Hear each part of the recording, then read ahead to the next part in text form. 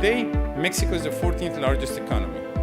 However, Goldman Sachs, Accenture, and HSBC consider that Mexico global economy is placing it between the 5th and the 8th place by the year 2050. During the course of this 1 day and a half, you will learn about a Mexican state that devotes half of its budget to education, a state that graduates more than 6,000 engineers a year, a state that registers more patents than any other Mexican state, a state that exports 1/3 of its GDP and whose GDP and GDP per capita doubles the national average.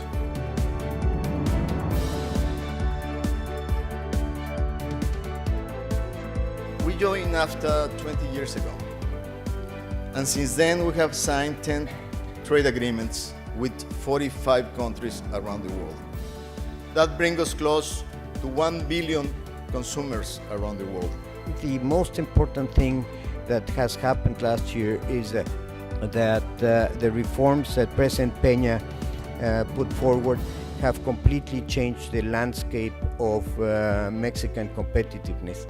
Mexico has initiated a set of reforms without the pressure of the markets. The most important reform for me, and I think for millions of independent businessmen in Mexico, is going to be the antitrust law.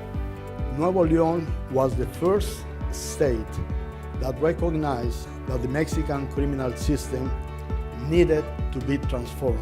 This is where Nuevo León and Monterrey itself is trying to position itself as being the leading capital in public policy nationwide. It's not the security issues, but more the perception of security. It's one of the things that we've talked about a lot with investors, is that unfortunately Mexico has been getting a lot of bad press in recent years. We fortunately haven't had any issues with organized crime at the company, nor in the roads that we travel.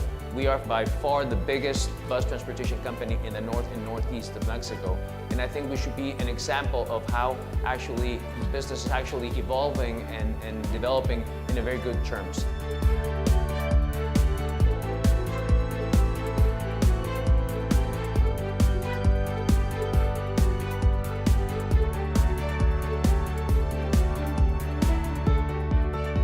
Monterrey is one of the business hubs of Mexico, and we think we bought a world-class company in an area that has a tremendous future.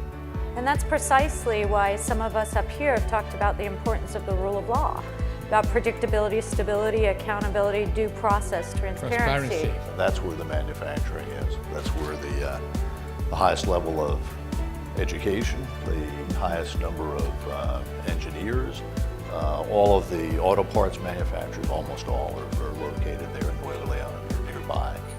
So when we're talking about cross-border trade, we're really talking about Nuevo León.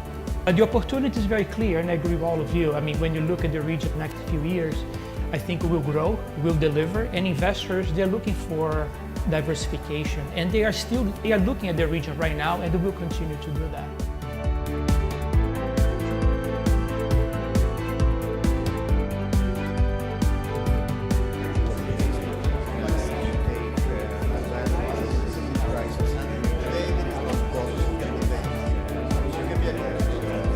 Led Monterrey to become the business capital of Mexico.